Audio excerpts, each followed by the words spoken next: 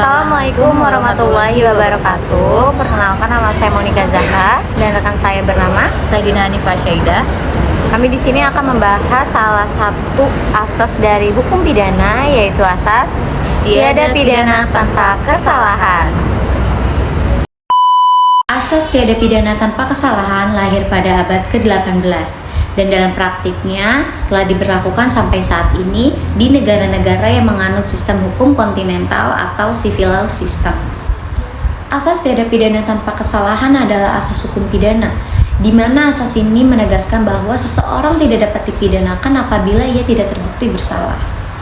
Kemudian asas ini juga menyatakan bahwa tanpa pembuktian yang meyakinkan hakim atas kesalahan si pelaku, maka tidak ada pidana atau jatuhan hukuman yang boleh dijatuhkan kepada si pelaku.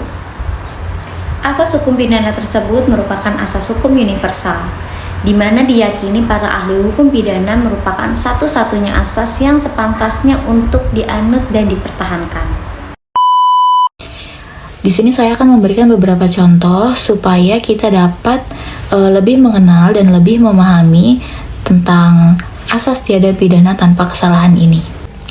Kita masuk kepada contoh yang pertama, yaitu ada seorang kanak-kanak yang sedang bermain korek api di pinggir rumah tetangganya.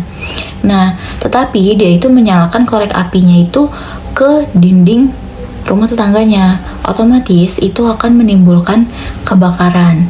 Nah, anak tersebut tidak mengerti atau tidak tahu makna dari perbuatan apa yang telah dia lakukan tadi, apakah itu membahayakan orang lain atau tidak. Nah, sehingga dia itu tidak dinyatakan bersalah dan tidak dapat dijatuhi pidana juga, karena sebab umumnya itu adalah karena dia masih terlalu dini, usianya itu masih terlalu muda. Nah, selanjutnya mari kita akan masuk ke contoh yang kedua. Nah, untuk contoh yang kedua ini, di mana ada seorang dokter yang ditodong pistol dan disuruh membuat surat keterangan palsu dengan berisi penyakit untuk si penodong tersebut.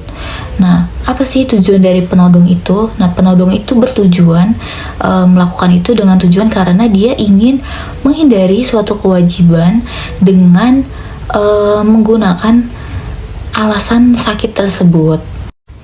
Setelah dokter itu membuatkan surat keterangan palsu untuk si penodong tadi, dokter itu tidak dapat dinyatakan bersalah karena keadaan dia itu sedang diancam dengan pistol si penodong tadi itu. Jadi dia itu dianggap tidak dapat berbuat apa-apa atau tidak dapat berbuat hal lain dari apa yang dia lakukan tadi. Alasan dia berbuat demikian itu juga kan karena mendapat tekanan batin dari keadaan luar. Nah, jadi kondisinya pun tidak stabil, jadi dia tidak dapat dinyatakan bersalah. Sekian pembahasan dari kami. Wassalamualaikum warahmatullahi wabarakatuh.